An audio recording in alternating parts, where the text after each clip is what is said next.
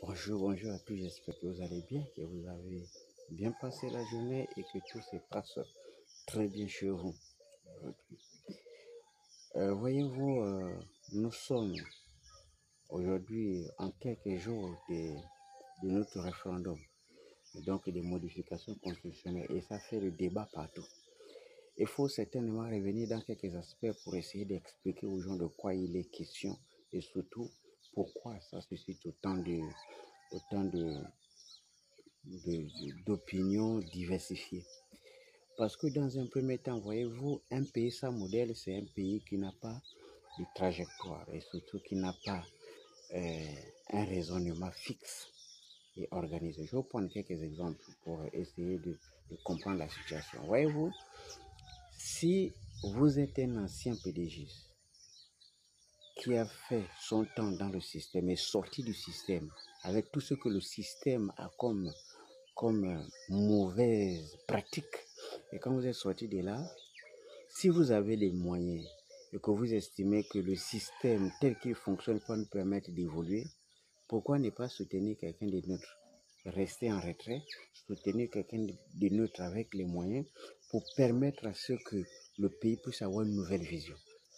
Parce que le problème chez nous, c'est que 99%, pour ne pas dire la totalité de nos leaders de l'opposition, sortent toujours du PDG. Prennent l'argent là-bas, de manière pas claire du tout, et reviennent pour faire de l'opposition et devenir des leaders. On appelle ça le jeu de chaises. Il n'y a pas un changement. Parce que mentalement, tu ne changes pas. Tu ne changes pas. Comportementalement parlant, tu ne changes pas. Parce que tu restes dans la même logique. Il suffit de faire le bruit pour repartir dans la grande maison. De 1990, aujourd'hui, la roue a tellement tourné et le peuple a fini par comprendre que ceux qui sont partis, ils sont sortis, ils sont repartis, ils sont ressortis, ils sont repartis. C'est toujours la même jeu. À un moment donné, si vous voulez redonner confiance au peuple, il faut agir autrement. Et c'est d'ailleurs pour cette raison qu'au Sénégal, pour ceux qui ont l'habitude de prendre les exemples, Ousmane Sanko et Diomaye Faye, ils sortaient des impôts. C'est des gars neutres qui n'étaient pas cités dans les détournements des deniers publics. Ils sont venus et vous pensez qu'ils ont bâti ça eux-mêmes? Non, il y a des gens qui sont autour qui ont travaillé. Il y a des gens qui ont même travaillé dans l'ombre financièrement pour bâtir toute la popularité que vous avez fait, vous avez vu autour de Ousmane Sanko et Diomaye Faye. Pourquoi? Parce que Ousmane Sanko était déjà candidat avant. C'est ce que les gens oublient. Mais il n'avait pas eu le même succès que maintenant. Il fallait donc qu'il passe dans une organisation qui est soutenue pour avoir le niveau d'audience qu'il a aujourd'hui. Mais ça ne se fait pas parce que le Gabonais, quand lui il a l'argent, c'est lui qui va être leader.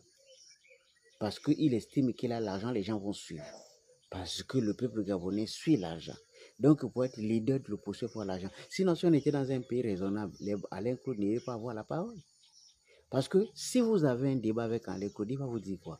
En réalité, s'il fait face à quelqu'un qui n'a rien à voir, parce que le débat aujourd'hui, les arguments phares d'Alain Claude Bilbinge, c'est l'argument de l'ancienneté du Parti démocratique gabonais. Si vous êtes sorti de là, il vous maîtrise parce que c'est lui-même, c'est un gars du système. Il y a l'argument de la non-réalisation. Si vous attaquez Alain Claude, il faut avoir réalisé avec sincérité, crédibilité, l'ensemble de vos infrastructures, de manière que quand vous allez l'attaquer, il ne va pas répondre parce qu'il a aussi un vécu là-dedans. Et donc, s'il s'exprime aujourd'hui, c'est parce qu'en face, il a des gens qui donnent des arguments. Pour cette raison, que quand le président de la République s'est déplacé à Tchibanga, il a dit quoi? Il a dit, moi, on m'attaque. C'est les politiciens qui m'attaquent. Il y a les politiciens autour de moi. Répondez à ceux qui attaquent. Le président a demandé à tout le monde d'attaquer. Lui-même, Alain Claude Bilbinze, il a encore descendu sur le terrain, puisqu'il a désormais les ailes. Parce qu'en face, ce sont ses collègues avec qui ils étaient dans les magouilles. Donc, qu'est-ce qu'il dit? Il lui donne l'hiérarchie des gens qu'il lui veut affronter. Et d'ici, le président lui-même ne vient pas, parce qu'il sait que le président ne viendra pas. Il demande à ce que le Premier ministre vienne. Le Premier ministre ne viendra jamais. Parce que lui-même, il sait que 90% de ce qui se tient aujourd'hui, il a dénoncé hier. Comment, dans un tel contexte, on va venir répondre à un débat? C'est faussé, il ne faut pas venir s'humilier. Moi, j'ai demandé au Premier ministre de garder sa position. Ne viens même pas, ce n'est pas la peine. Parce que tu n'auras même pas des arguments à dire et tu le sais. Et ensuite, il y a qui? Il y a Hugues Alexandre Barrot-Chambly. Il ne peut pas, vous allez débattre sur la base de quoi? Parce que hier, tu étais là, tu es sorti, tu es réparti, tu es sorti. Et surtout que tu es le fils d'un père qui était déjà aussi là. Donc, vous voyez, l'ensemble de ce bouillon d'arguments fait en sorte que vous ne pouvez pas répondre à ce type de débat. Il faut quelqu'un de neutre. Le malheur, c'est que le fait d'avoir entouré Oligui, vous avez empoisonné tout ce qu'Oligui peut faire. Pourquoi? Parce qu'un bon projet vendu par quelqu'un réputé malhonnête, corrompu, et le projet devient corrompu. C'est aussi simple que ça. C'est-à-dire que peu importe ce que vous allez donner comme argument, si votre projet est bon, mais si vous-même, vous n'êtes pas bon, les gens vont soupçonner que ce projet est certes bien, mais il y a des choses cachées dedans. C'est la réalité parce que la personne qui vend le projet doit être à l'image du projet. C'est très important. Même pour représenter une entreprise, c'est très important. Vous ne pouvez pas aller vendre un projet avec quelqu'un qui n'a pas l'aura nécessaire. Quand je parle de l'aura, je ne parle pas de la maîtrise de la parole. Je parle de l'aura en tant qu'individu. Quand tu arrives, on dit non, ce type, il est crédible. Est-ce que vous comprenez ça? C'est-à-dire, nous sommes arrivés dans une situation où même quelqu'un qui lui-même n'a pas le droit de parler, il est obligé de s'exprimer. Mais sinon, si on veut rentrer fondamentalement dans le débat, vous allez débattre avec un recours sur la base de quoi? De rien du tout.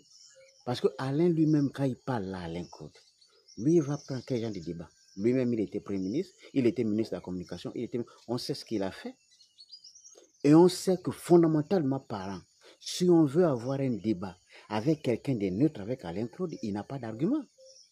Peu importe ce qu'il va aller chercher, il n'aura pas d'argument. Mais le problème, c'est qu'en face, il a ses anciens collègues. Et donc, avec qui il a partagé un certain nombre de casseroles. Donc, il maîtrise la chose. Donc, si vous l'attaquez, il va vous attaquer. Il sait où vous attaquer.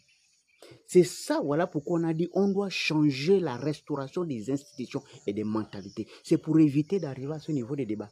Nous sommes encore là au niveau du débat.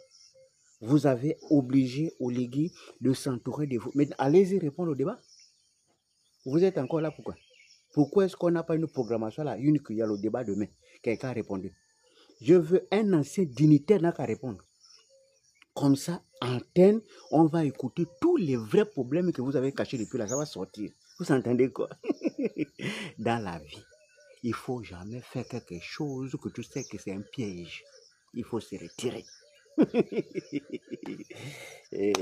Mais sinon, honnêtement, si dans un contexte autre, moi je pense que Alain ne doit pas avoir la parole. C'est vrai, parce que c'est vrai qu'on ne peut pas faire une comparaison matérielle entre Ali et Oligui. Ce n'est pas la peine, ça, ce n'est pas un débat.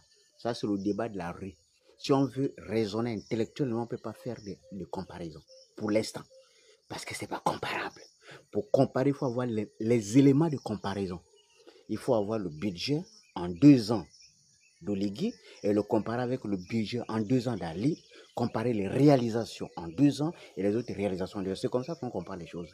On ne compare pas 7 ans contre 2 ans. Et ça, c'est ce qu'on compare dans les quartiers. Quand on a fini de boire 2 doses de pastilles, c'est là on peut rentrer dans les comparaisons. Oh, tel a le chapeau noir, tel a le chapeau rouge. Les intellectuels réglementent la nation et organisent les débats. Ils ne rentrent pas dans les conversations du quartier du beau, tu dis, tout est dans le cœur.